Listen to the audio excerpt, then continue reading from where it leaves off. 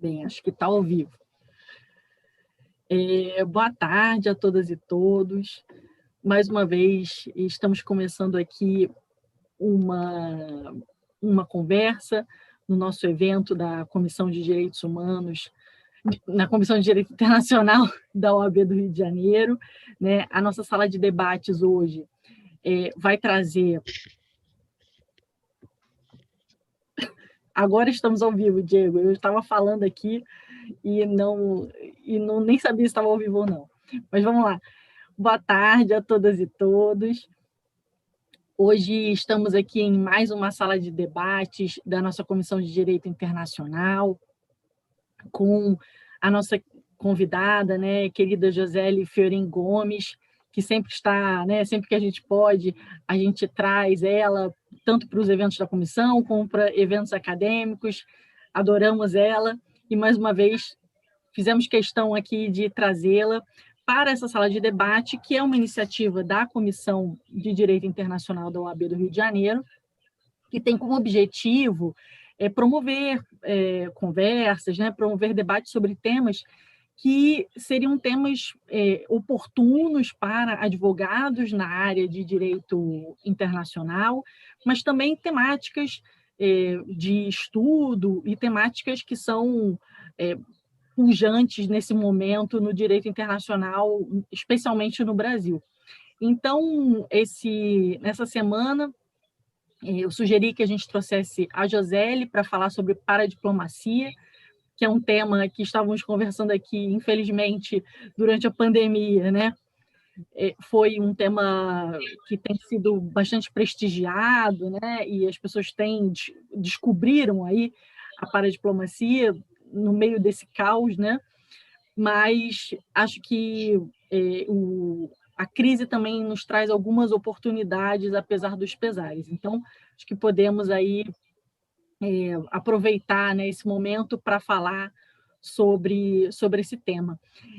A Joseli é professora do programa de pós-graduação em Relações Internacionais da Universidade Federal de Santa Maria e sempre está aí, vocês devem ter visto recentemente, participa de eventos do Mercosul, é uma pessoa muito ativa em temas especialmente relacionados à nossa América do Sul. E, em nome do nosso presidente, Josélio Carlos Nicodemos, eu te dou as boas-vindas e já queria começar aí te fazendo uma pergunta. O que é paradiplomacia? Como poderíamos definir paradiplomacia e para que serve a paradiplomacia? Bem-vinda. Obrigada, Charlotte. Uma boa tarde a todos e todas. Gostaria de agradecer à Comissão de Direito Internacional da OAB Rio de Janeiro pelo convite, especialmente a querida Charlotte pela parceria. E bem, então vamos ao que interessa. A paradiplomacia, ela tem sido definida como um conceito que abarca atividades internacionais de atores que não são tradicionalmente classificados como sujeitos de direito internacional. No direito internacional, normalmente, nós trabalhamos com o âmbito dos estados e das organizações que são formadas pelos estados, as organizações internacionais, além de alguns outros atores que foram, ao longo do tempo, sendo tidos como sujeitos parciais de direito internacional, como é o caso dos movimentos insurgentes, beligerantes, das empresas transnacionais, das organizações não governamentais, né, de outras entidades como a Santa Sé, entre outras. Mas a paradiplomacia vem a abarcar justamente a inserção internacional, a atuação internacional, então todo tipo de contato, seja formal ou informal, de outros atores, mais especificamente os atores subnacionais, ou seja, os entes que fazem parte das estruturas internas dos Estados-nação.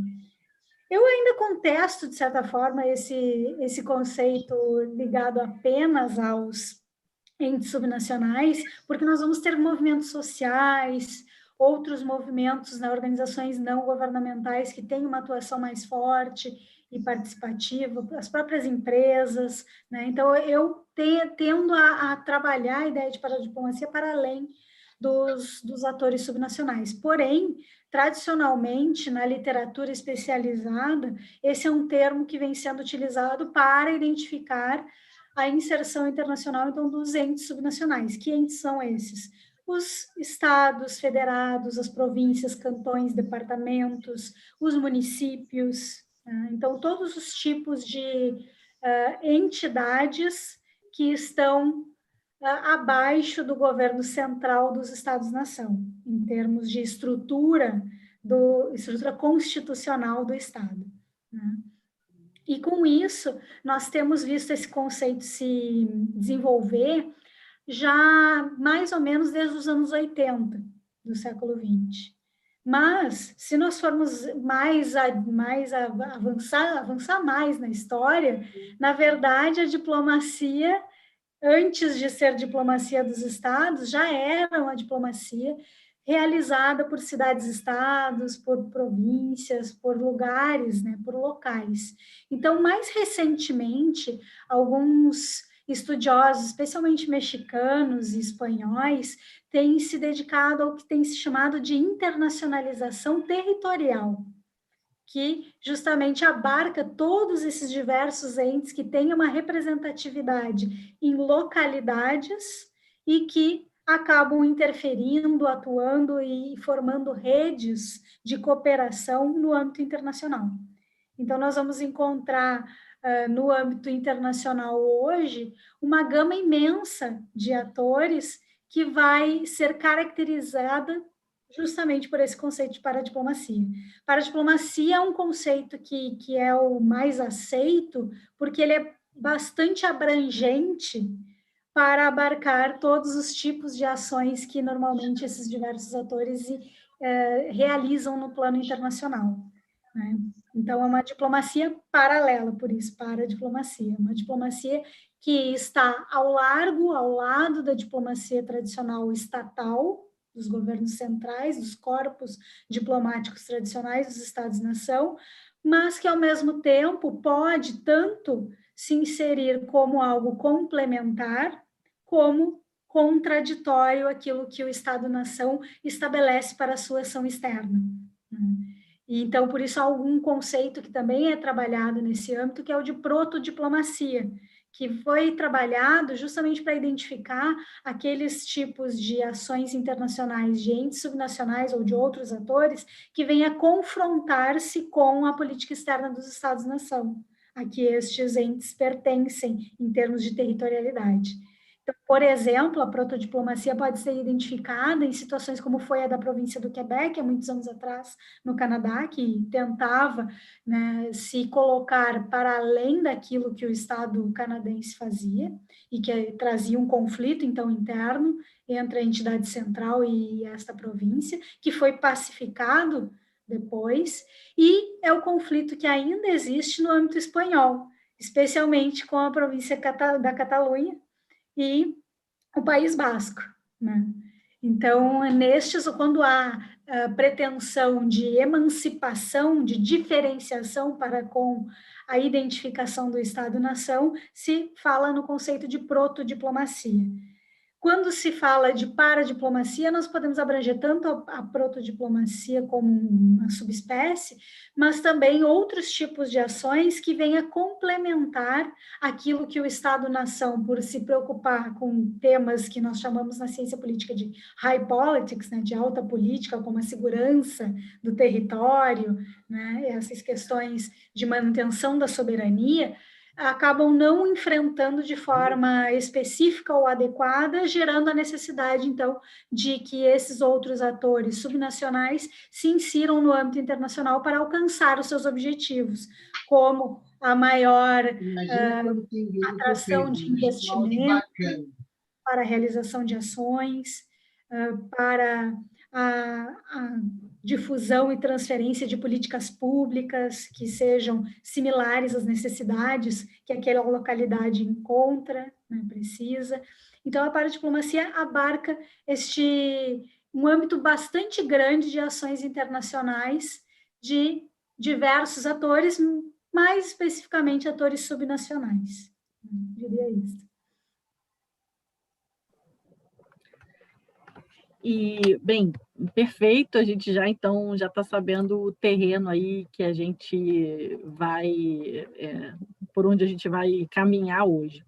E Joseli, no Brasil, esse tema da paradiplomacia, imagino que tenha, bem, você pode até, né, me corrigir, mas imagino que tenha estado muito em voga no momento em que a gente teve aqueles grandes eventos, né, tanto a Copa como as Olimpíadas aqui no Rio, e esse realmente foi um momento em que a gente pode dizer que o Brasil passou a ser um país que tinha uma paradiplomacia, ou isso já existia desde os anos 90, como você falou sobre esse surgimento mais pujante disso?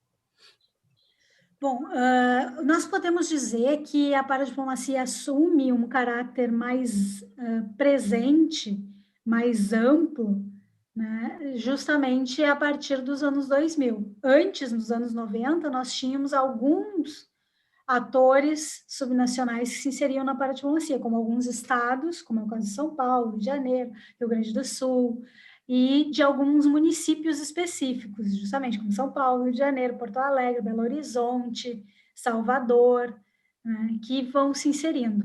Mas a grande disseminação justamente acontece antes mesmo do início dos mega eventos, né, que ocorreram no Brasil nesta segunda década dos anos 2000, e, e também no momento atual. Então, eu acredito que nos últimos 20 anos, nós temos visto a proliferação das ações chamadas de paradiplomáticas, justamente a inserção de mais atores que não só aqueles que estão nos eixos centrais ou fronteiriços. Não ouse contestar. Olha, cara, isso não é um caminho para uma ditadura, eu não sei mais o que é. Desculpa, eu vou falar com ele aqui, mas vamos lá, continue seu raciocínio. Vou falar com ele pelo telefone. A questão é que, nos anos 90, nós vamos ver a presença de ações paradiplomáticas no Brasil, mas justamente concentradas ou nas cidades grandes do litoral, que são cidades que já têm atividades portuárias, Oi, Gustavo. Entre outras, além de localidades fronteiriças, como é o caso do estado do Rio Grande do Sul e muitas cidades do Rio Grande do Sul que enfrentam problemáticas desse tipo. Da mesma forma como cidades paranaenses, que também estão em zonas de fronteira, zonas fronteiriças, como é o caso de Foz do Iguaçu. Mas mais recentemente, nos últimos 20 anos e mais recentemente ainda nos últimos 10, nós vamos ver uma proliferação e uma especialização das ações desses atores. Então, vamos ver outros tipos de cidades se inserindo, outros estados que antes não participavam, no caso do Brasil. Então, vários estados do Nordeste, por exemplo, começaram a realizar várias ações paradiplomáticas, né, mais recentemente, antes da pandemia, né, ganharam notoriedade com a pandemia, mas antes da pandemia já estavam se organizando, né? Então o consórcio do Nordeste, que muitos hoje conhecem, justamente em função da pandemia, ele já estava se organizando muito antes da pandemia eclodir. Né? Já em 2019 já houve reuniões e ações, porque esses atores queriam justamente atrair mais investimentos, melhorar as políticas públicas que ofereciam para os seus cidadãos, e então a cooperação, e especialmente a cooperação internacional descentralizada, pareceu um caminho natural. Então, nós vamos ver cidades pequenas, municípios médios e cidades grandes, bem como quase todos os estados do Brasil com alguma ação internacional. Porém, o que ainda é precário no Brasil é a institucionalização das áreas internacionais que assessoram os governos locais e regionais do Brasil. Então, isso ainda está muito incipiente, justamente porque, infelizmente, as áreas internacionais, se não há uma lei municipal ou uma lei estadual que crie um órgão permanente, esses órgãos normalmente são voláteis, conforme justamente a identificação e os interesses partidários do governo da hora, né? Então, havia, por exemplo, aqui no Rio Grande do Sul, nós tivemos já muitas vezes secretarias com grandes equipes, depois secretarias menores, depois gerências, comissões apenas. Então, vai variando justamente conforme o governo da época, né? E isso é bastante prejudicial para a continuidade das ações. Especialmente no âmbito municipal, isso se vê muito.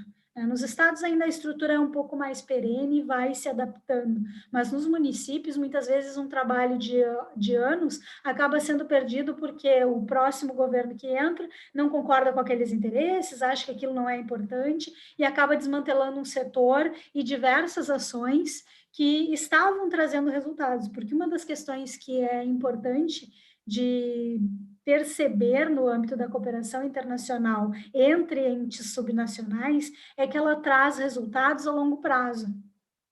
É difícil que nós tenhamos resultados a curto prazo.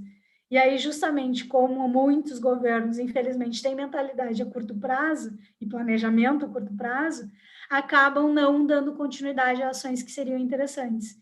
Então, um exemplo de continuidade que é interessante que nós vamos ver no âmbito da paradiplomacia no Brasil é o caso das cidades grandes, de São Paulo, de Porto Alegre, de Belo Horizonte, que independentemente dos governos que estão no momento, vão ter essa continuidade, ainda que com algumas remodelações, né?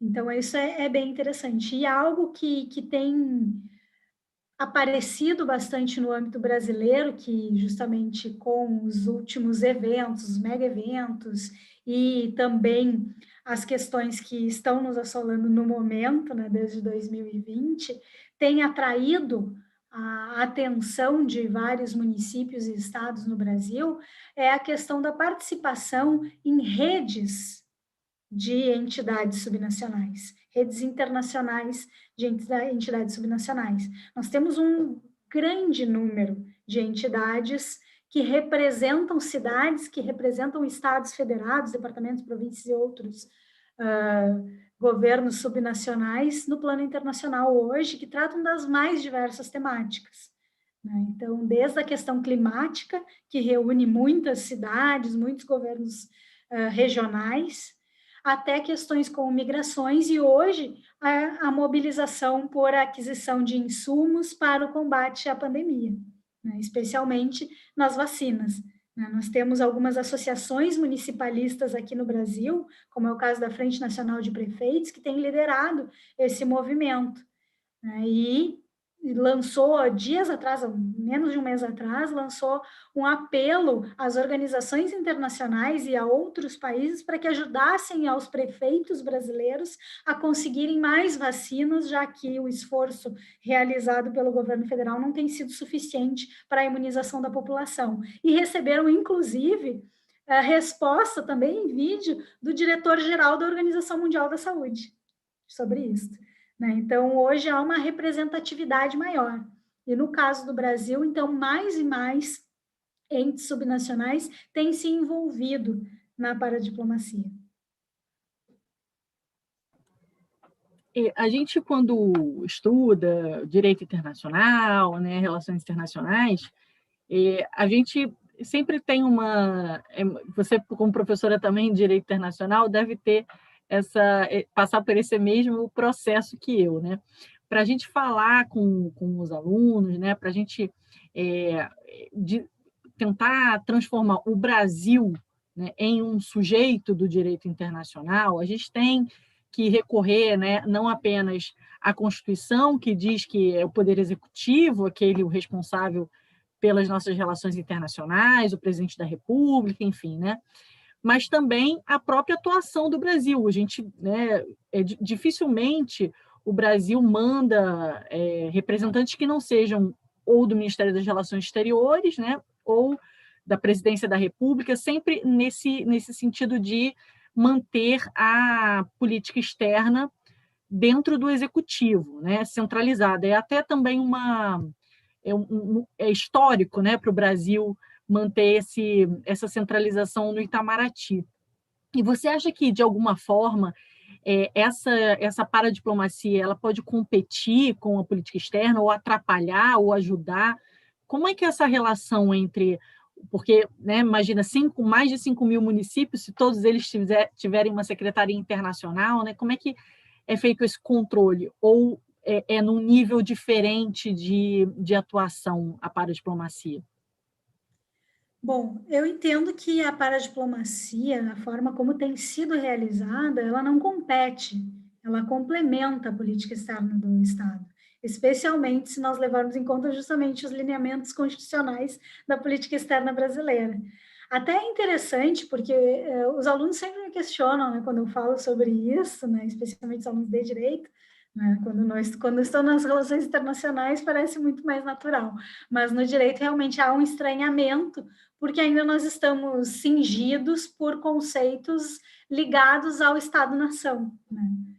E aí, justamente nesse âmbito, muitos estados têm limitações justamente para que estes atores se insiram internacionalmente. Mas alguns estados têm constitucionalmente dado autorizações específicas para que esses entes atuem, como é o caso da Argentina, que na sua Constituição, na reforma de 1994, inseriu autorização para que as províncias pudessem travar relações internacionais, né? Já no caso do Brasil, nós temos que fazer uma interpretação da nossa Constituição para chegar a esse âmbito, né? E essa interpretação é muito bem feita, né, para quem tiver curiosidade de entender um pouco mais como a gente pode legitimar a paradiplomacia, legalizar a paradiplomacia no Brasil, sem a necessidade de novas leis ou reforma constitucional.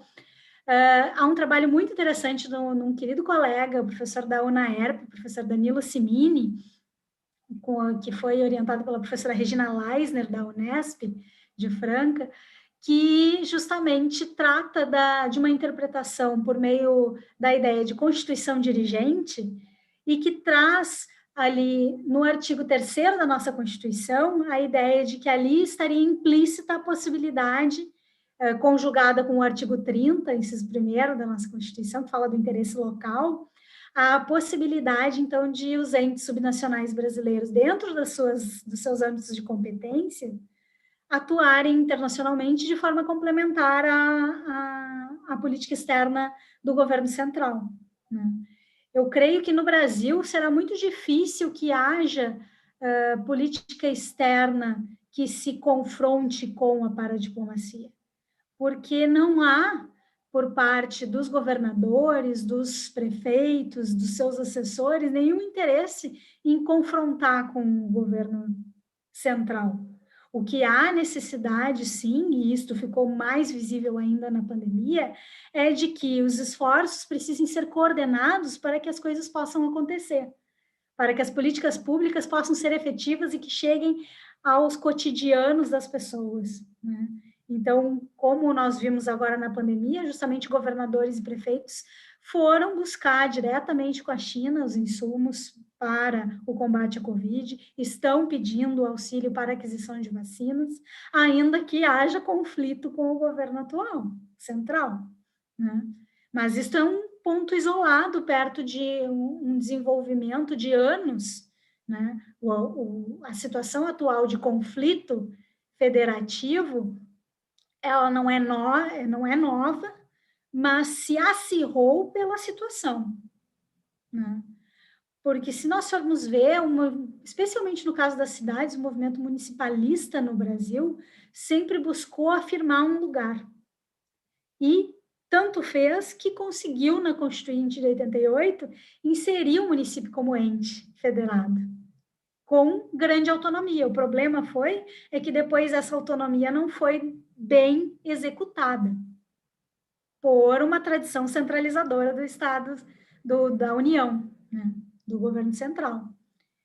Mas se nós fôssemos interpretar ao pé da letra a nossa Constituição, lá no artigo 30, inciso 1º, que fala do interesse local, nós deveríamos trabalhar no federalismo cooperativo que se propõe na nossa Constituição, a partir de uma ideia de subsidiariedade, em que primeiro deveriam atuar os municípios naquilo que é interesse local, e a União atuar só quando fosse necessário, quando não fosse possível ao município cumprir com todas as suas funções, né? Mas nós vemos justamente o contrário, porque o Pacto Federativo, especialmente em âmbito tributário, não é bem executado também, né? Então, nós temos que pensar muito sobre isso e pensar em reformas, não do que está na nossa Constituição, mas sim de como executamos aquilo que a nossa Constituição estabelece. Porque se executássemos bem, talvez houvesse justamente aquilo que precisamos num momento como esse, que é o que nós estamos vivendo, que é a necessidade de coordenação entre todos os entes governamentais. Que é isso que falta, me parece. Falta diálogo, falta ações conjuntas, trabalhar junto realmente, né? Então, me parece que é isso. E, justamente por parte do Itamaraty, apenas para complementar, há sim muita resistência de admitir e de trabalhar conjuntamente com os estados e municípios no Brasil. Há muita dificuldade, infelizmente. Em alguns governos, nós tivemos um esforço maior por parte da Presidência da República, no âmbito da sua Secretaria de Relações Institucionais, com a inserção de um órgão que ainda existe hoje, mas que hoje não é tão incisivo como foi em alguns anos atrás, que é a Subchefia de Assuntos Federativos. Essa subchefia, alguns anos atrás, atuava de modo a tentar justamente coordenar ações com municípios e estados, a incentivar ações, tanto que, há alguns anos atrás, se não me engano, 2013, 2014, a Agência Brasileira de Cooperação, que é um órgão justamente do Ministério das Relações Exteriores, financiou, juntamente com vários órgãos internacionais, como órgãos da União Europeia, do Banco Interamericano de Desenvolvimento e outros órgãos de fomento internacional, inúmeros projetos de cooperação entre cidades e estados brasileiros com cidades e estados estrangeiros. Especialmente se destaca a realização de um tratado de cooperação entre Brasil e Itália, que foi um dos primeiros tratados em que se inseriu um capítulo específico sobre cooperação internacional descentralizada, e ali se inseria a delegação de poderes, de possibilidades de ação para os estados e municípios brasileiros, né? Mas, no mais, no geral, infelizmente, nós não temos essa autorização. Houve também, há muito tempo atrás, a tentativa de promulgar emendas constitucionais, decretos executivos que dessem autorizações mais específicas para que houvesse, então, um lineamento e uma forma de melhor coordenar as ações entre os entes subnacionais e o governo central. Mas nada disso vingou, nada disso chegou a ser aprovado e publicado, né, infelizmente. Então, com isso, hoje nós temos uma grande dispersão de ações, né, e pouca coordenação, especialmente no momento atual, com o governo central. E realmente muito interessante esse mundo, né, que é um mundo para além da política externa que a gente vê no Brasil, centralizada. E isso, Joseli, isso é bem recebido pelas organizações internacionais, pelas empresas? Quero dizer, se um prefeito, né, que está nos assistindo, por exemplo, não, fala, eu vou agora instituir aqui uma secretaria e tal, e quero comprar vacinas. Isso é bem recebido por uma empresa, por uma organização internacional, essa busca por parte dos municípios e dos estados, ou ainda há uma certa resistência? No plano internacional, por parte das empresas e por parte das organizações internacionais, há mais receptividade do que no plano interno, né? Posso te dizer isto. Porém, claro, não é fácil, não é simples, exige um preparo, e algo que é bem interessante, que nós precisamos estudar mais e principalmente inserir justamente tanto nas faculdades de Direito, quanto nas faculdades de Políticas Públicas, Relações Internacionais, Administração e todas as demais formações, e principalmente nas escolas de governo, é o estudo de algo que vem sendo chamado, foi cunhado pelo professor Daniel Villarreal, do México, que se chama o interesse local internacional, que é identificar quais são as potencialidades, as prioridades, os objetivos e ferramentas que vão permitir uma ação estratégica internacional por parte dos entes subnacionais. Então, no caso justamente de cidades e estados que já têm uma trajetória no plano internacional, é muito tranquilo. Por exemplo, a cidade de São Paulo e o estado de São Paulo têm escritórios, especialmente o estado de São Paulo, tem escritórios internacionais, inclusive na China, né? Por isso, foi facilitada a negociação com relação aos insumos que foram ao Instituto Butantan para a fabricação das vacinas aqui no Brasil e para a importação das vacinas que vieram justamente de insumos chineses, né? Então, há alguns órgãos que nos municípios e nos estados já têm mais experiência, já conhecem mais pessoas, tanto em âmbito empresarial quanto nas organizações internacionais, e que conseguem, então, essas inserções. E nós temos que aproveitar, no atual momento, algumas pessoas que nós temos, brasileiras, em certas organizações internacionais e redes internacionais de cidades, como é o caso do meu querido amigo Fernando Santomauro, que hoje está trabalhando lá nas Cidades e Governos Locais Unidos, que é a maior rede de cidades do mundo, reúne mais de 5.000 municípios do mundo todo, dos 5 continentes, né?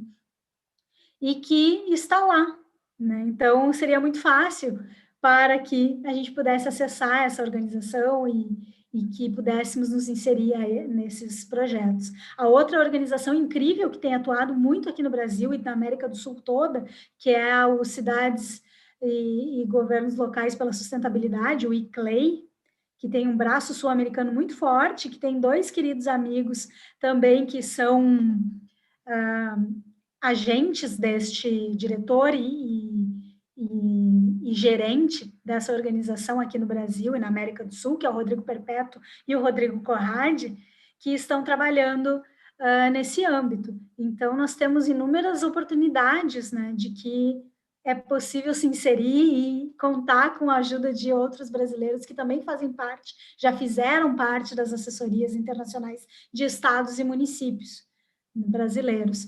Então, há uma receptividade maior, tanto que a CGLU, essa organização que é municipalista internacional, as Cidades e Governos Locais Unidos, ela pleiteou no último aniversário das Nações Unidas, né, o ano passado, quando a ONU completou 75 anos e abriu uma consulta sobre o futuro da ONU e o que se poderia fazer, a CGLU apresentou um documento à ONU que se chama a proposta do multilateralismo dirigido à comunidade, buscando que a ONU se amplie para ter a representatividade de governos locais e regionais. Ou seja, para que haja alguém que dialogue com os entes subnacionais, que eles não sejam só objeto ou executores das políticas internacionais, porque isto foi muito presente no âmbito do delineamento da Agenda 2030 do Desenvolvimento Sustentável, né? Ali já está presente a necessidade de coordenação com os governos subnacionais, também na nova agenda urbana da ONU Habitat, isto vai aparecer, eles inclusive falam de direito à cidade, né, que é um conceito que vem lá do Henri Lefebvre e que foi muito desenvolvido aqui no Brasil pelos movimentos sociais, né, e que está lá a parceria estabelecida. Porém, muitas vezes, o que vai acontecer, e o que tem acontecido justamente é isto, de que as cidades, os governos regionais, acabam sendo meros executores daquilo que vem de cima para baixo, e acabam não participando dos delineamentos dessas políticas. E por que é importante que os governos locais e regionais se insiram nas organizações internacionais, nas representações junto às coordenações com os governos nacionais? Por quê? Porque as necessidades que eles têm lá na ponta, no momento de executar as políticas públicas, são peculiares. E eles precisam fazer parte, então, para poder dizer, bom, isso funciona, isso não vai sair do papel.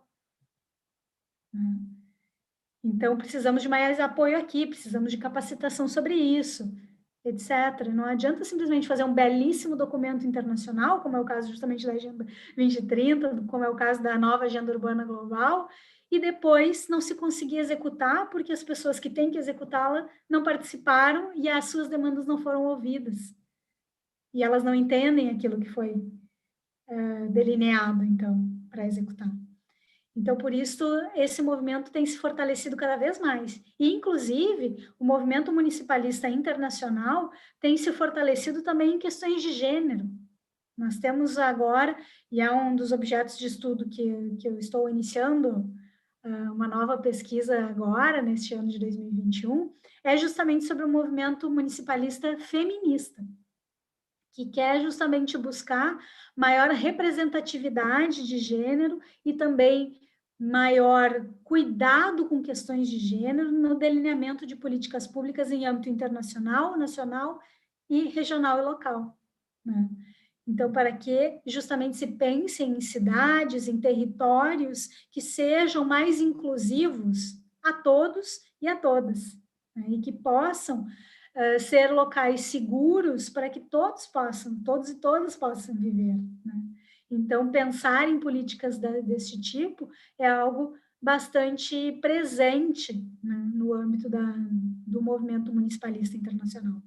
E, no caso dos governos regionais, também muitas pautas são importantes, especialmente a pauta climática e a pauta do comércio internacional, ou seja, de atrair investimentos, de atrair a maiores oportunidades para que as cadeias de investimento e de comércio se tornem mais reduzidas, ou seja, que a gente não precise depender lá da máscara que vem da China, que possa ter na região, por exemplo, locais em que se produzam esses insumos e esses produtos que são necessários em momentos tão emergenciais.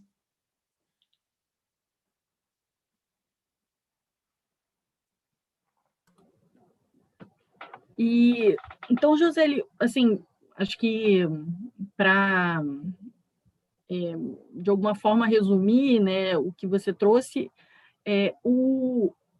a paradiplomacia tem o objetivo de democratizar um pouco as relações externas, né? E você fala de temas que são temas que nos tocam diariamente, né? Como temas de gênero, como temas de meio ambiente, porque é no local que a gente vê, né, a limpeza urbana, que a gente vê o tratamento de água, tudo isso é em nível local, né? Então, talvez isso venha para democratizar tanto as pessoas que estão ali lidando, como também os temas, né? Às vezes temas macro não pensam no micro, que é o nosso dia a dia. E eu queria que você trouxesse também, já que nossa audiência é basicamente de advogados, estudantes de direito, se você acha que essa pode ser uma área interessante de especialização, né? A gente tem muitas escolas de governo hoje e muitos advogados trabalham com essa área, né, de direito administrativo, direito público. Imagino que licitação, tudo isso deva ser muito importante, né? Ter um conhecimento sobre isso para engrenar numa possível cooperação internacional. Então, queria que você também falasse aqui para o nosso público, especialmente, sobre esse tema e a advocacia.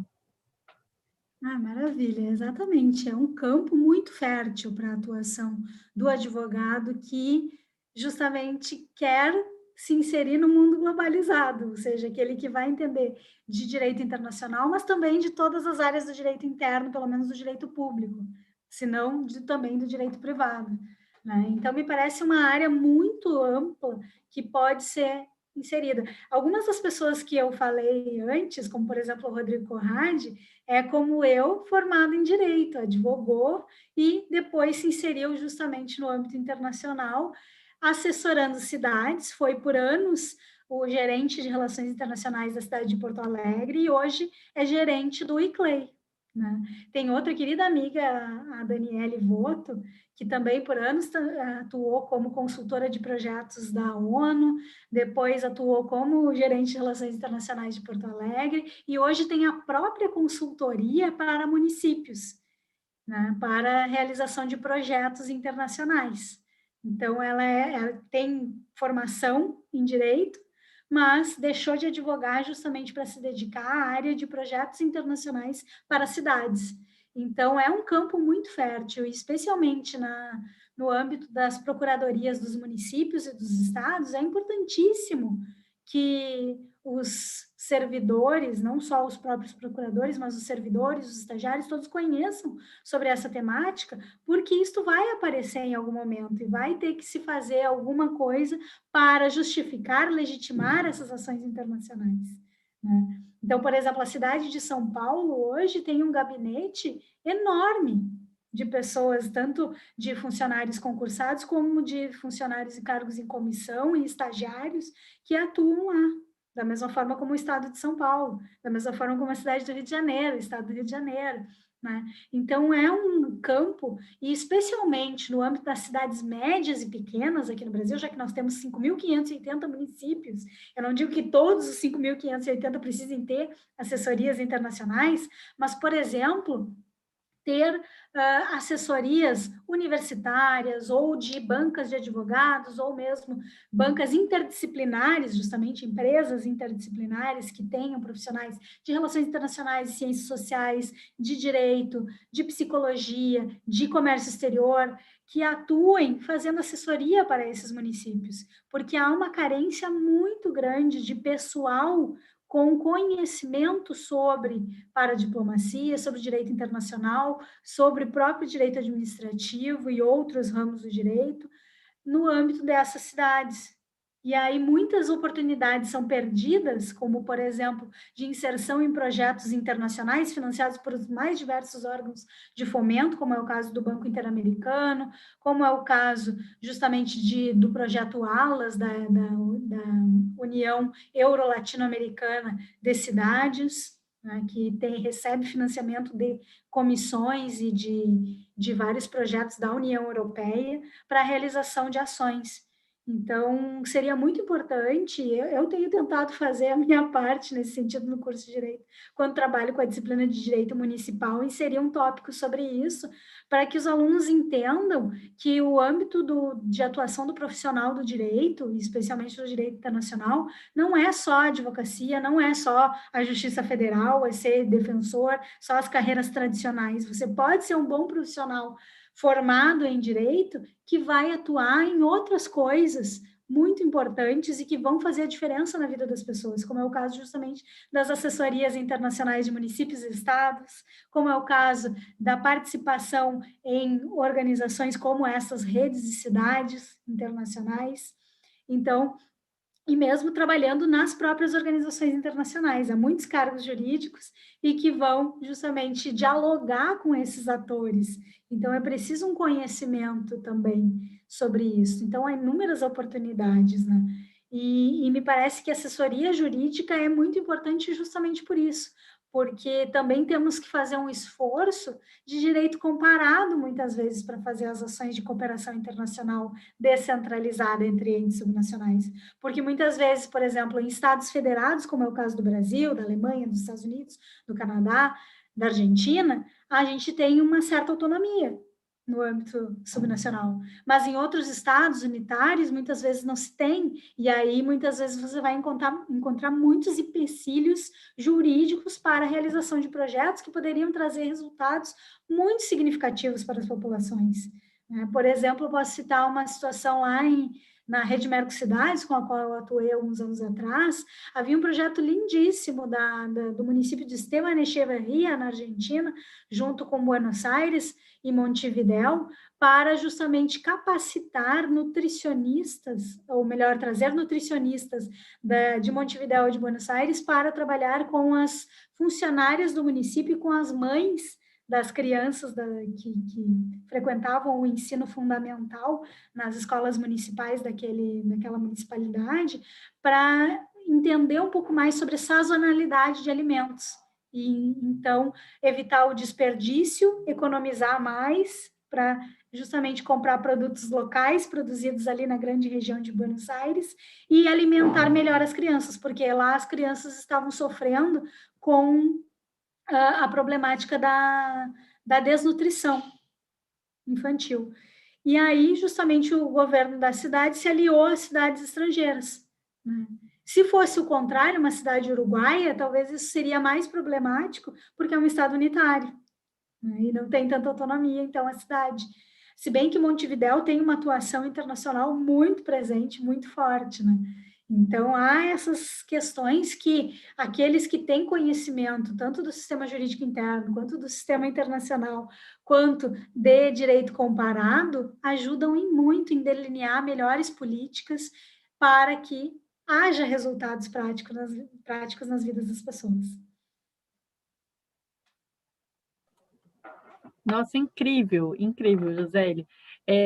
A gente, aqui na nossa comissão, a gente tem tentado fazer esses diálogos, né, as salas de debate, diálogos também com as subseções aqui do Rio de Janeiro, das cidades litorâneas, enfim, das cidades de serra, porque o direito internacional parece que é uma coisa muito distante da gente, né, do cidadão e dos advogados. Parece que é uma coisa que a gente nunca vai lidar com isso, a gente estuda e acha que isso é coisa a nível de estados, organizações internacionais, enfim, que tem que falar línguas, então as pessoas acabam se distanciando de um tema que é um tema que pode trazer benefícios práticos para o seu município, para a sua comunidade.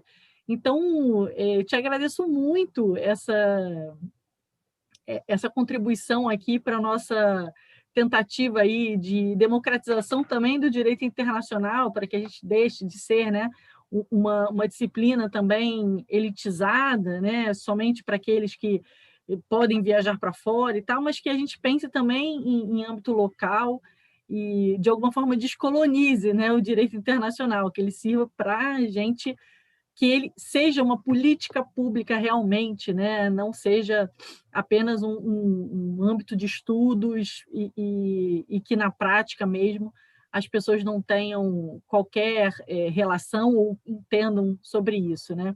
Então, te agradeço muito a sua participação. Te abro aí um espaço para você fazer suas considerações finais, mas já deixo aqui meu agradecimento.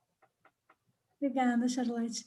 Só queria complementar também que os advogados, acadêmicos, enfim, que estejam nos assistindo, também não pensem que só atuando junto ao Estado poderão fazer essas ações e buscar projetos de cooperação internacional, né? Também no âmbito de movimentos sociais, assessoria de movimentos sociais, assessoria de organizações não governamentais, de universidades, de escolas, né? Pode-se buscar justamente a cooperação internacional.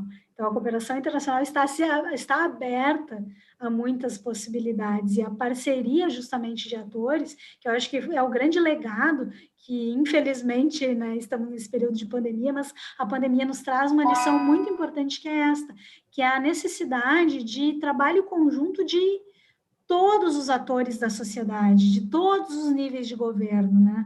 E justamente mostrar que o internacional e o local não estão distantes, pelo contrário, eles estão interligados necessariamente, e o nosso cotidiano na era da informação, especialmente agora que nós estamos muito, né, no âmbito virtual e pouco no carnal, né, no real, nós estamos interligados o dia inteiro e afetados uns aos outros por tudo que fazemos no mundo inteiro, né?